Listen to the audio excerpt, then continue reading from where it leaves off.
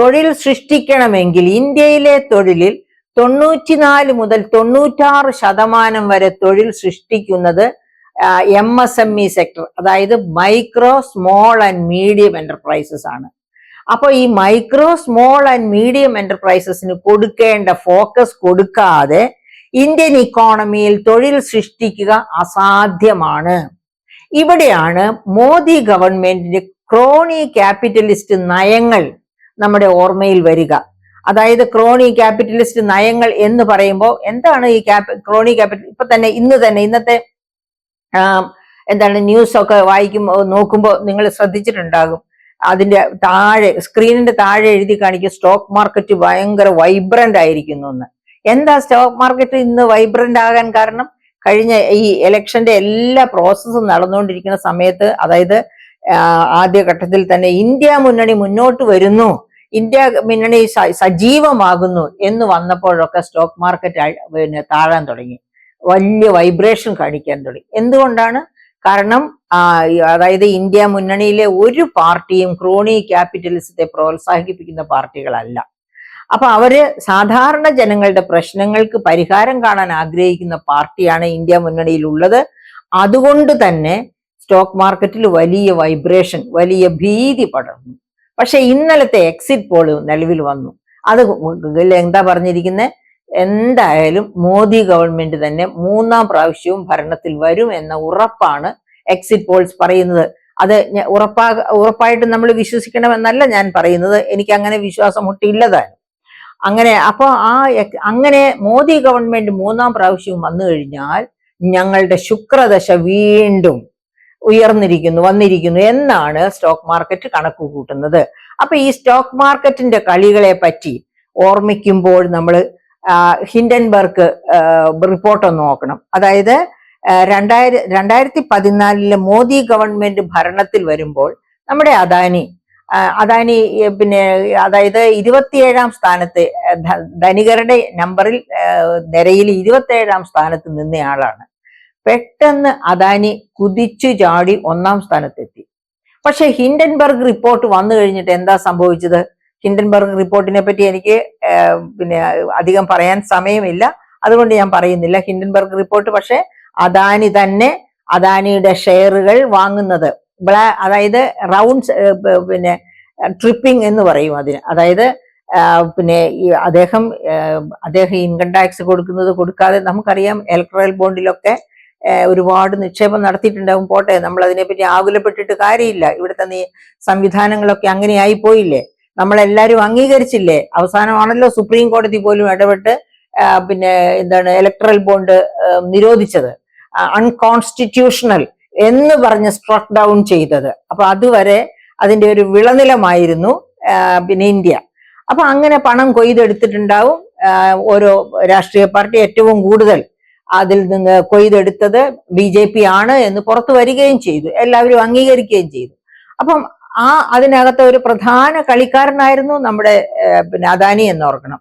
ആ അദാനിയുടെ കളി പുറത്തു കൊണ്ടുവന്ന കമ്പനിയാണ് ഹിൻഡൻബർഗ് റിപ്പോർട്ട്. കമ്പനിയല്ല, ആ റിപ്പോർട്ട് ഒരു അമേരിക്കൻ അന്വേഷക കമ്പനിയായ ഹിൻഡൻബർഗ് റിപ്പോർട്ട് വന്നത്. ആ റിപ്പോർട്ട് വന്നപ്പോ അദ്ദേഹം തലകീഴായി മറിഞ്ഞ്, പല മറിച്ചിലുകൾ മറിഞ്ഞ് ഈ 1ാം സ്ഥാനത്ത് നിന്ന് 17ാം സ്ഥാനം വരെ എങ്ങാണ്ട് താഴേക്ക് പോയി. പിന്നെയും പതുക്കെ പച്ച പിടിച്ച് മുമ്പോട്ട് വരുന്നുണ്ട്. 1ാം സ്ഥാനത്ത് വീണ്ടും എത്തിയിട്ടില്ല. അപ്പൊ എന്താണ് അതിന്റെ ഒരു കാരണം എന്ന് ചോദിച്ചാല്, സ്റ്റോക്ക് മാർക്കറ്റ്, ഞാൻ പറഞ്ഞില്ലേ, ഞാനിപ്പോ പറഞ്ഞു പോയത്, സ്റ്റോക്ക് മാർക്കറ്റിൽ വളരെ വൈബ്രന്റ് ആയിരിക്കുന്നു, വളരെ സന്തോഷം അലതല്ലുകയാണ് ഈ ഇന്നലത്തെ എക്സിറ്റ് പോൾ റിപ്പോർട്ട് കണ്ടപ്പോൾ. പക്ഷേ എന്റെ പ്രിയപ്പെട്ട സുഹൃത്തുക്കളെ, സ്റ്റോക്ക് മാർക്കറ്റിലെ വൈബ്രൻസി കണ്ട് ആരും അത്ര സന്തോഷിക്കരുത്. സന്തോഷിക്കരുത് എന്നുള്ളതിന്റെ ഒരു ലക്ഷണമാണ്, ഒരു എക്സാമ്പിൾ ആണ് ഈ ഗ്രന്ഥം.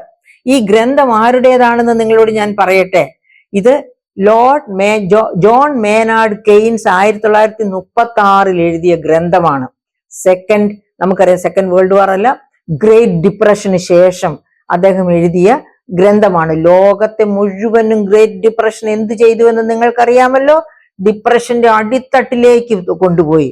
അമേരിക്കയിലെ ഏറ്റവും വലിയ പണക്കാര് പോലും ചോറിനുള്ള പാത്രവുമായിട്ട് പിന്നെ അതിന്റെ ഫുഡ് കഫേയുടെ മുൻപിൽ ഗവൺമെന്റ് നടത്തുന്ന നമ്മുടെ റേഷൻ കട പോലെ ഉള്ളതിന്റെ മുൻപിൽ പോയി പാത്രവും പിടിച്ചു നിൽക്കുന്ന ദൃശ്യങ്ങൾ നിങ്ങൾ ഇപ്പോഴും നോക്കൂ. ഇപ്പോഴും കാണാം. അന്നത്തെ 1936 കഥ 1929 മുതൽ 32 വരെ ഉണ്ടായിരുന്ന ആ ഗ്രേറ്റ് ഡിപ്രഷൻ കാലത്തിന്റെ ആ കാലത്തെ പറ്റി പഠിച്ച ഒരു സ്റ്റോക്ക് മാർക്കറ്റ് ജീനിയസ് ആയിരുന്നു.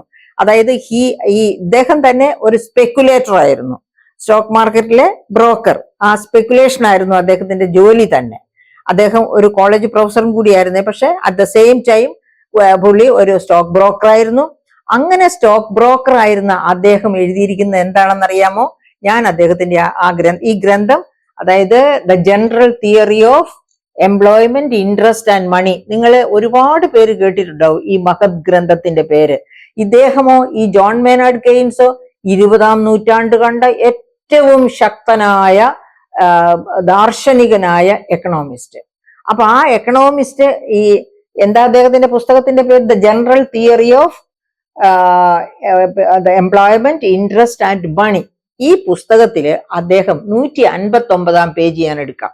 159-ാം പേജിൽ അദ്ദേഹം സ്റ്റോക്ക് മാർക്കറ്റിനെ പറ്റി നടത്തുന്ന ഒരു പ്രസ്താവനയുണ്ട്. സ്റ്റോക്ക് മാർക്കറ്റിൽ സ്പെക്കുലേറ്റേഴ്സ് ആണല്ലോ. Speculators may do no harm as bubbles on a steady stream of enterprise. അതായത് ഒരു ശക്തമായി മുന്നോട്ട് പോകുന്ന എന്റർപ്രൈസ് അല്ലെങ്കിൽ ഒരു സമ്പദ്ഘടന എന്ന് വെച്ചോളൂ, അതിനെയാണ് അദ്ദേഹം ഉദ്ദേശിക്കുന്നത്. സമ്പദ്ഘടനയില് സ്പെക്കുലേഷൻ വെറും കുമിളകൾ മാത്രമായിരിക്കും. ആ കുമിളകൾക്കൊന്നും ചെയ്യാൻ പറ്റില്ല. പക്ഷേ ദ പൊസിഷൻ ഈസ് സീരിയസ്. സംഗതി മാറുന്നു എപ്പോഴ്? When enterprise becomes the bubble on a whirlpool of speculation. അപ്പൊ ഒരു സ്പെക്കുലേഷൻ എന്ന ചുഴിയിൽ പക്ഷേ ഒരു സമ്പദ്ഘടന പെട്ടാൽ സംഗതി വളരെ ഗൗരവതരമായി മാറുമെന്നാണ് അദ്ദേഹം പറയുന്നത്. When the capital development of a country becomes a by product of the activities of a casino. Casino എന്ന് പറഞ്ഞാൽ ചൂതുകളി കേന്ദ്രം. ഒരു ചൂതുകളി കേന്ദ്രത്തിന്റെ ഒരു ബൈ പ്രോഡക്റ്റ് ആയിട്ട് ഒരു ഇക്കോണമിയിലെ ക്യാപിറ്റൽ, അതായത് മൂലധന നിക്ഷേപം, മൂലധനത്തിന്റെ പ്രവർത്തനം മാറിയാൽ ഒരു ചൂതുകളി കേന്ദ്രത്തിലെ ഒരു ചുഴിയില് സൃഷ്ടിക്കുന്ന ചുഴിയില് ഒരു സമ്പദ്ഘടനയുടെ മൂലധന നിക്ഷേപം വീണു പോയാൽ എന്ത് സംഭവിക്കുമെന്ന് അദ്ദേഹം പറയണേ? The job is likely to be ill done എന്നാണ് പറയുന്നത്. അതായത് ആ ചുഴിയില് ദ ഇക്കോണമി തന്നെ മുങ്ങി പോകുമെന്നാണ് പറയുന്നത്. അപ്പോ ഈ സ്പെക്കുലേഷൻ, അതായത് സ്പെക്കുലേറ്റേഴ്സ് കൺട്രോൾഡ് ആണെങ്കിൽ, ഇപ്പൊ ഗവൺമെന്റ് ഓഫ് ഇന്ത്യയുടെ കൺട്രോളിലുണ്ട്, അല്ലെങ്കിൽ എന്താ പറയുക, സുപ്രീം കോടതിയുടെ ഒരു നിരീക്ഷണമുണ്ട് എന്നൊക്കെ പറഞ്ഞാല് ഇവര് കുറച്ച് ഒതുങ്ങി കളിക്കും സ്പെക്കുലേറ്റേഴ്സ്. അങ്ങനെ നിരീക്ഷണമൊന്നും ഇല്ല എന്ന് കണ്ടാല് അവരെന്ത് ചെയ്യും? ഒരു ചുഴിയായി മാറി ആ ചുഴിയിലേക്ക് ഇക്കോണമിയെ തന്നെ വലിച്ചെറിയായി കൊണ്ടുപോകുമെന്നാണ് അദ്ദേഹത്തിന്റെ ആ വാചകങ്ങളിലൂടെ നമ്മളെ ഓർപ്പിക്കുന്നത്. അപ്പൊ അത്തരം ഒരു സിറ്റുവേഷൻ ഇന്ത്യയിൽ ഉണ്ടാകാതിരിക്കണം. അതായത് അത്തരം ഒരു സിറ്റുവേഷൻ ഉണ്ടായി കൂടുന്നില്ല. അതാണ് ഇന്നലത്തെ എക്സിറ്റ് പോൾ റിസൾട്ട് കണ്ടുകൊണ്ട് ഇന്ന് സ്റ്റോക്ക് മാർക്കറ്റിൽ ഉണ്ടായിരിക്കുന്ന ഈ വലിയ മുന്നേറ്റം കാണിക്കുന്നത്. വലിയ സന്തോഷമാണ് അവർക്ക് അത് കാണിക്കുന്നത്. അപ്പം നമ്മൾ ഓർക്കണം, ഈ ഗവൺമെന്റ് ഒരു പക്ഷേ സ്റ്റോക്ക് ബ്രോക്കേഴ്സിന്, അതായത് വലിയ ക്യാപിറ്റലിസ്റ്റിന്, ക്രോണി ക്യാപിറ്റലിസ്റ്റിന്റെ കൈ പിടിച്ച് മുൻപോട്ട് പോകും. അത് ഇന്ത്യക്കാരായ സാധാരണക്കാരായ ഇന്ത്യക്കാർക്ക് വികസനം കൊണ്ടുവരികയില്ല, ക്ഷേമം കൊണ്ടുവരികയില്ല. അത് വലിയ കോർപ്പറേറ്റുകളെ വീണ്ടും വലിയ കോർപ്പറേറ്റ് ആക്കി മാറ്റുകയേ ഉള്ളൂ എന്ന കാര്യം നാം ഓർക്കണം. ഇവിടെ ചില കോർപ്പറേറ്റുകൾക്ക് ഇന്ത്യയെ വളഞ്ഞ് ഇട്ട് ആക്രമിക്കത്തക്ക രീതിയിൽ എല്ലാ പോർട്ടുകളും അവരുടെ കയ്യിലേക്ക് പോകുന്നു, എല്ലാ എയർപോർട്ടുകളും അവരുടെ കയ്യിലേക്ക് പോകുന്നു. ആ തരത്തിലുള്ള വികസനം ഇന്ത്യയിൽ നടക്കുന്നുണ്ട് എന്നുള്ള കാര്യം നാം തീർച്ചയായിട്ടും ഓർത്തിരിക്കണം. ഞാൻ ആരെയാണ് ഉദ്ദേശിച്ചത് എന്ന് എടുത്തു പറയുന്നില്ല, പക്ഷെ എൻ്റെ പ്രിയപ്പെട്ട ശ്രോതാക്കൾക്ക് അത് മനസ്സിലാകുമെന്ന് തന്നെയാണ് എൻ്റെ ഓർമ്മ. അപ്പം ഒരു ഇക്കോണമി, ഇപ്പൊ ഒരു പുതിയ ഗവൺമെന്റ് വന്നാൽ ആ ഗവൺമെന്റ് ക്രോണി ക്യാപിറ്റലിസ്റ്റിന്റെ വഴിയെ പോയല്ല GDP വളർത്തേണ്ടത്. എന്താണ് നടത്തേണ്ടത്? തൊഴിൽ സൃഷ്ടിക്കുന്ന, ആരോഗ്യ വിദ്യാഭ്യാസ മേഖലകളിൽ ചെലവ് നടത്തുന്ന തരത്തിലുള്ള വികസനമാണ് നമുക്ക് വേണ്ടത്. എന്ന് വെച്ചാല് micro, small and medium enterprises അവയെ പ്രോത്സാഹിപ്പിക്കണം. അവയാണ് ഇന്ത്യയിലെ, അതായത് 144 കോടി 17 ലക്ഷം ജനങ്ങളുള്ള ഇന്ത്യയില് തൊഴിൽ അന്വേഷകരായിട്ട് ഒരുപാട് പേരുണ്ടെന്ന് ഓർക്കണം. ആ ഒരുപാട് പേർക്ക് തൊഴിൽ നൽകുമ്പോഴാണ് അവർക്ക്, അതായത് ILO പറഞ്ഞതുപോലെയുള്ള തൊഴിലാണ് കൊടുക്കേണ്ടത്. അതിനെപ്പറ്റി നമ്മുടെ മോദി ഗവൺമെന്റ് ഒരിക്കലും ചിന്തിച്ചിട്ടില്ല. ILO എന്താണ് പറഞ്ഞിരിക്കുന്നത്? ഡീസന്റ് ജോബിന് 4 മാനദണ്ഡങ്ങളാണ് ILO പറഞ്ഞിരിക്കുന്നത്. 1, ജോലി സ്ഥിരമായിരിക്കുക. 2, മാന്യമായ വേതനം ഉണ്ടായിരിക്കുക. 3, അവർക്ക് യൂണിയനൈസ് ചെയ്യാനുള്ള അവകാശം ഉണ്ടാവുക. 4, അവർക്ക് പെൻഷൻ ഉണ്ടാവുക.